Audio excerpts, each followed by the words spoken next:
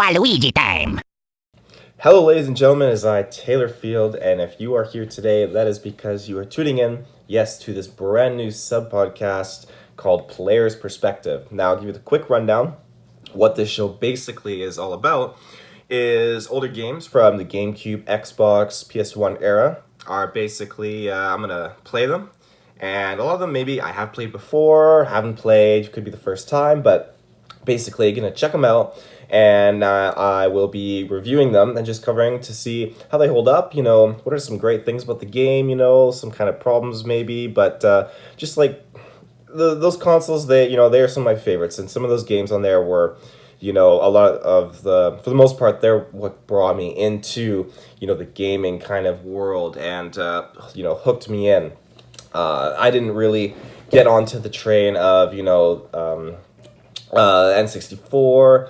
It was definitely before that. It was the Nintendo Entertainment System. That was probably the very first console that I actually engaged with, but what heavily brought me in was GameCube, Xbox, and PS1 definitely at the back end of that, but I just think there's so many great games that could be covered, and in this show, I'm going to be reviewing them.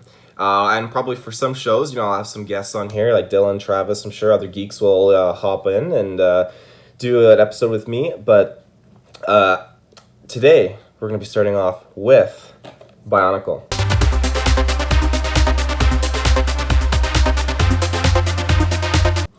Bionicle for GameCube.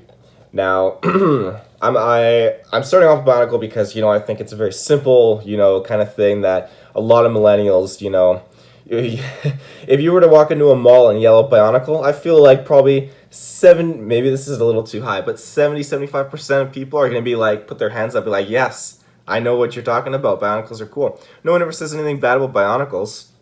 And, I'm talking the OG ones, first gen, not the new stuff they have that came out like a couple years ago. I'm not into that kind of stuff. That's totally different. But, yeah, Bionicle.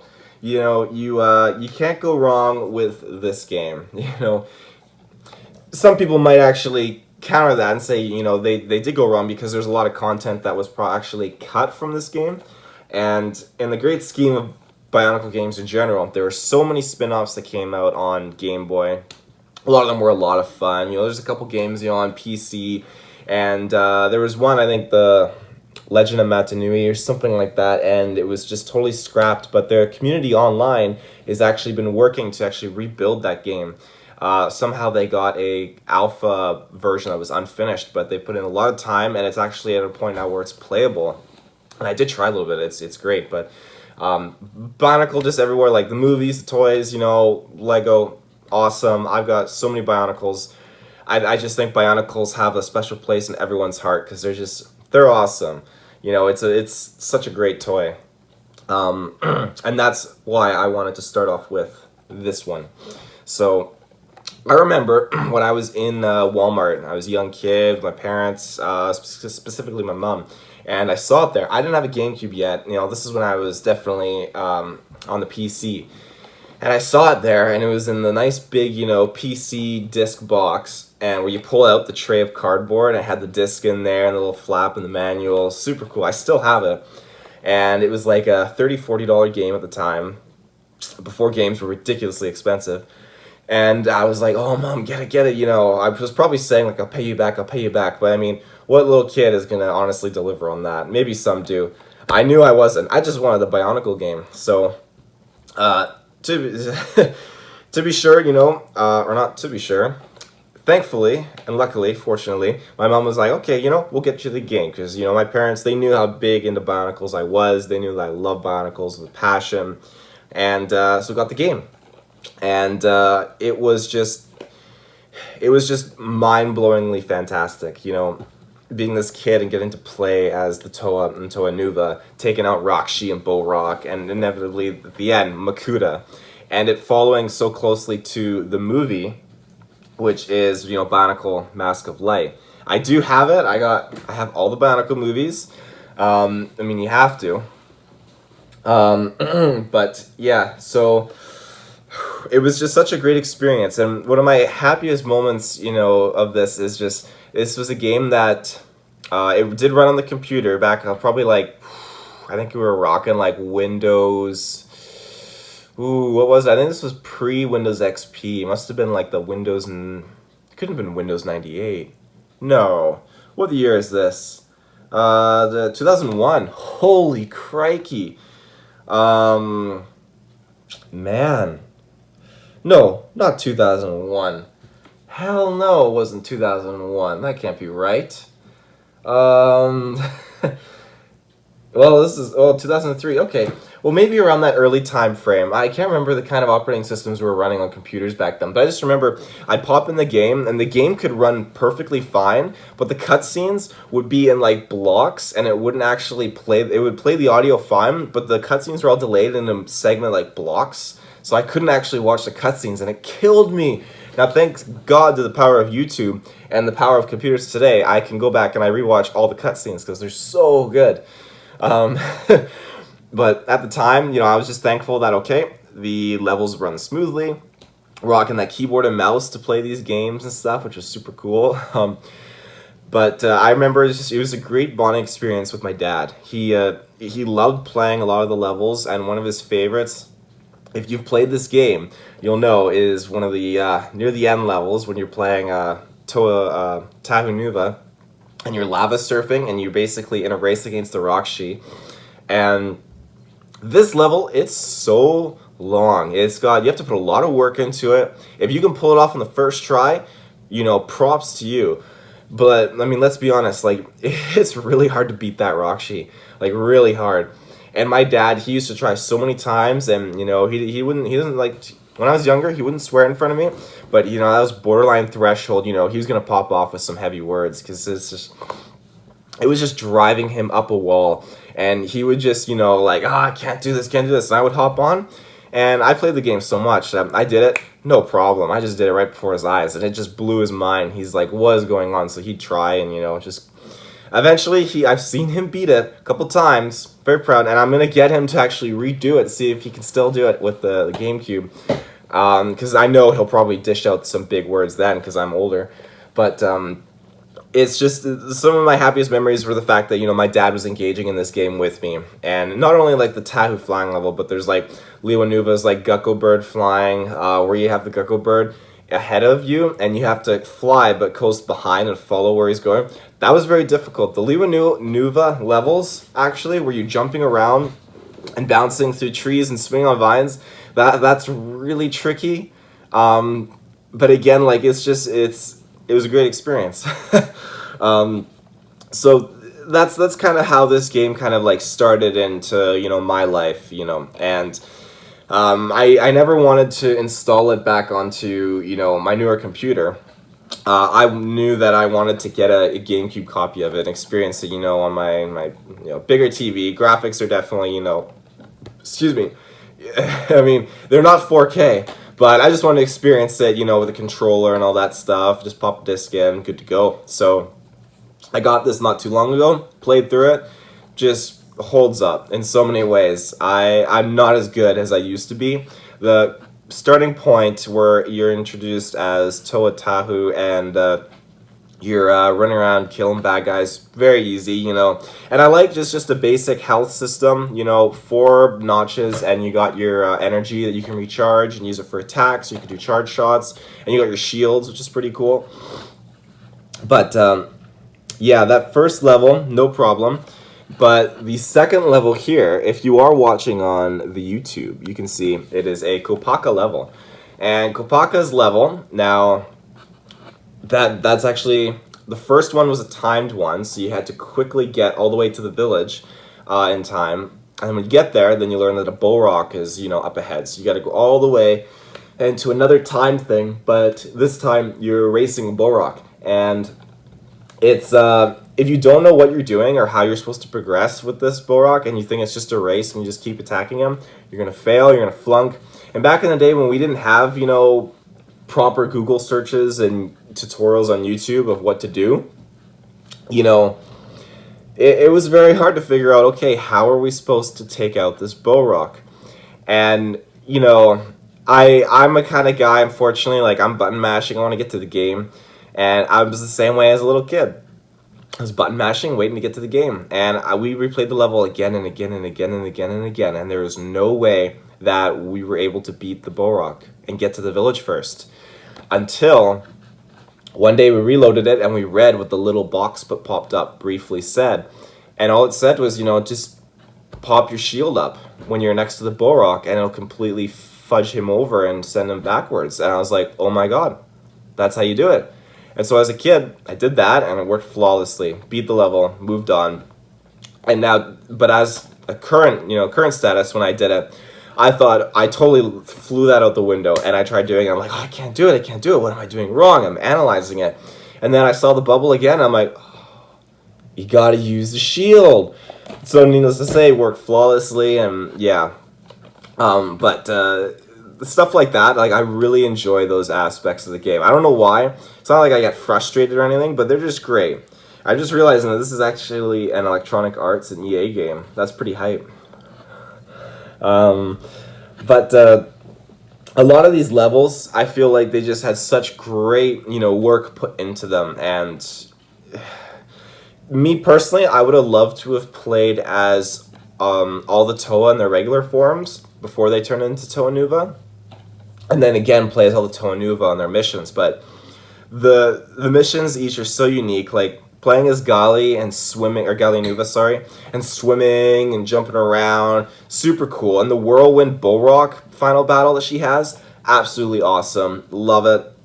It's very, it's probably very similar to like the Tahu, you got the 3 Borok rolling around in your area, but this I guess it's not like a I hope I didn't say, excuse me. I hope I didn't say whirlwind. It's more like, whirlpool.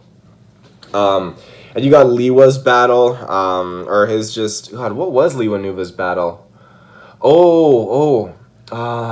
Shoot, what was it? It was the Rockshi on, right. It was the Rockshi on the boards or whatever. So you're jumping around and the Rockshi is attacking and trying to attack you, and you got to try to drown the Rockshi, and he's moving around and stuff like that. And I totally forgot about that. That was actually a really, really creative level, just to think how to overcome, adapt. And then, you got Onua Nuva's level. That was actually really tricky. I loved how it really felt a little bit more open world, and I loved going through like the underground, the caves and everything. It was super awesome. And when you get to the final battle and the Rockshi is inside like that canister, it's Levac, I think his name is. Oh no, maybe it's Lerak. Man, my Bionicle names are so screwy right now. I'm gonna be ashamed of myself. I think I got the guide too, the little booklet. Oh yeah. Doesn't have the new booklet smell, but I'll take it. These booklets, oh, so good, so good. It doesn't say, it just says Rockshi. Well, that's okay. But yeah, so basically, he's shooting out like this acid at you, and you got to push the stones onto the right little things. That level took me some time. It's a little tricky because you can die very easily in that. Onua, he's a bit buff guy. He's not jumping very well, but very good level. And then on top of that, we had Pohatu. Pohatu is pretty cool. Not too much to say, really. I mean, out of all the Bionicles that I got, I definitely it was always Onua and Pohatu that were last, in toys and stuff like that. But just reading up something here.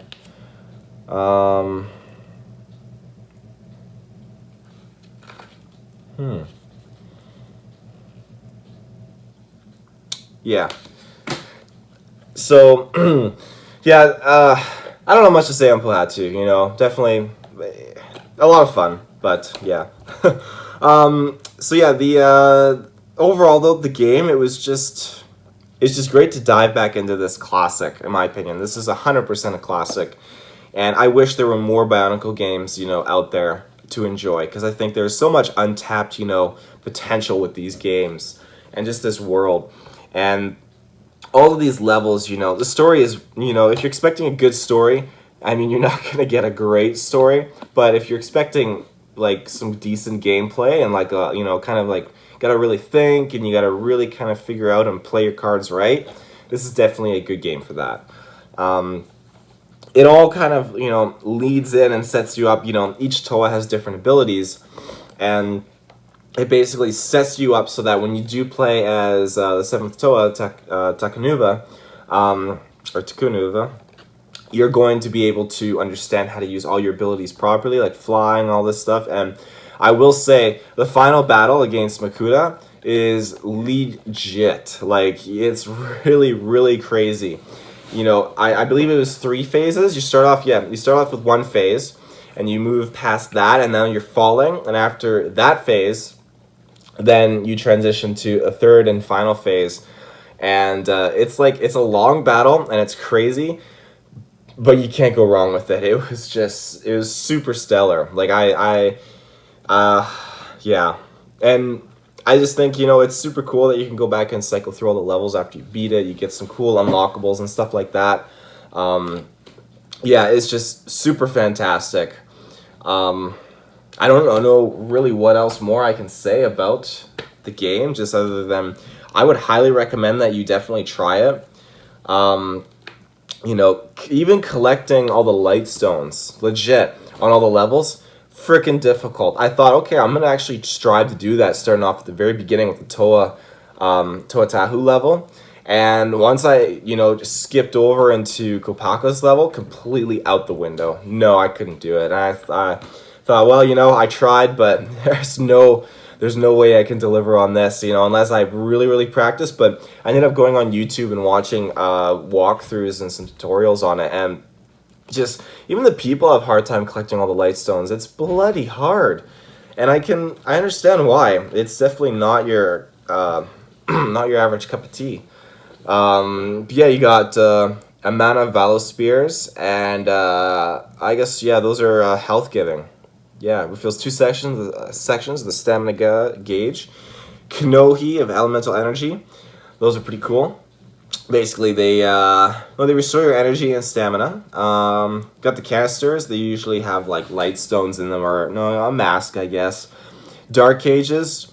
Oh yeah, it can only be destroyed with a Nuva Blast. They hold like Matoran. I like rescuing the Matoran. That was fun.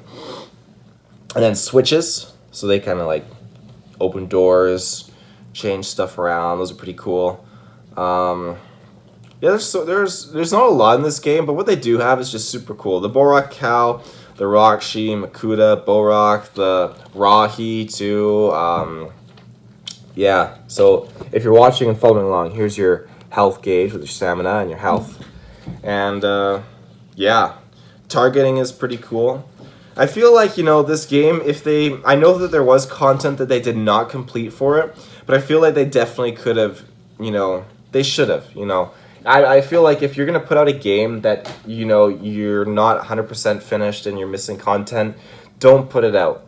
And I'm not saying in the sense like the other Bionicle game where, you know, they didn't finish it and they did not put it out, they dropped it all completely. Don't do that, you know. I mean, because like that game, you know, add another year onto that game of development and you would have had something great and you could have put it out 100%. And it would have been on GameCube, Xbox, PlayStation, PC. It would have been amazing. But with this, like, I'm so happy they put it out, but I feel like it was rushed and they threw it out there just to time it out with the movie. But they shouldn't have held back on some of the content. I feel like that's not really fair. In terms of, you know, games that at least are completed, this Bionicle game, Bionicle Heroes, I will go and probably, you know, do another player's perspective episode diving more into this. But this game definitely very different gameplay from the original Bionicle game. But when this game came out, I was super hype.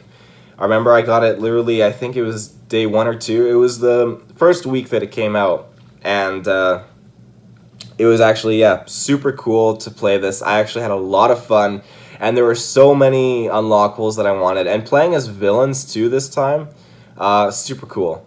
There was just so many awesome characters in this game, and I felt like it was just a fun overall experience. Also, sick cover art. You got Kongu, Toa Kongu, and I should know the Paraka's name. The only guy that what's his name? I know there's I pronounce it Arnak, and he was like a super Paraka that had like 3 of them you had to build together. He was super cool. But he wasn't actually a real Bionicle. He was just kind of like a legend, like a myth that they kind of thought of. And I think in the novels and the story, they kind of they encounter this creature that could actually manifest and create realities out of what you are thinking of or what you're afraid of. And so it created a reality of Arnak, the super Paraka, which is cool. But yeah, they're like, really cool, like Toa hunter kind of dudes too, like pretending to be Toas and stuff. Crazy, but there's good stories in both, both games. Again, with the OG Bionicle game, to me, it's a great story because I love how it parallels the movie. But if you're just diving in looking for a great story to begin with, you're probably not going to get it right away. Okay, so it says 2003 on the actual disc, so that's good to know. 2003. If you know what operating systems were running around back then, probably Windows 2000, I'm assuming, or maybe Windows Me. I think we were rocking a Windows 2000, but yeah, it held back on the cutscenes, but that's okay. The game, I would, for nostalgic purposes, I don't want to say I give it a 10 out of 10 because I feel like I'm being completely biased. So I'm going to be unbiased because Bionicles were like everything with my childhood. I'm going to look at it for what it is, and I'm probably going to give it about a 7.5 out of 10. I swear that's me trying to be as unbiased as possible because it does have a lot of flaws. But the flaws that it does have, me personally, you can overlook because the gameplay is great. The levels are very difficult in a fun way that, forces you to learn, adapt, overcome, and it's just a great experience. And if you're lucky enough to have someone to play with you, or if you were lucky enough when you're younger that, your friends were coming over and playing with you back then, that's great because, the memories are really what, sold me to purchase this on GameCube. I mean, it'd be very easy for me to just be like, you know what? No, it's Bionicle, played it once, but, it was just something that I just really wanted just to dive back into to experience those moments again. And, yeah, just overall a great game. So I would highly recommend if you're into playing old school games, give this one a shot. If you love Bionicles, you got no reason not to. I know probably in the Bionicle community, I don't think they're like super hype on the game because I think there's a lot of other things that they would have probably wanted in the game. And I'm not going to speak for them because I don't know 100%.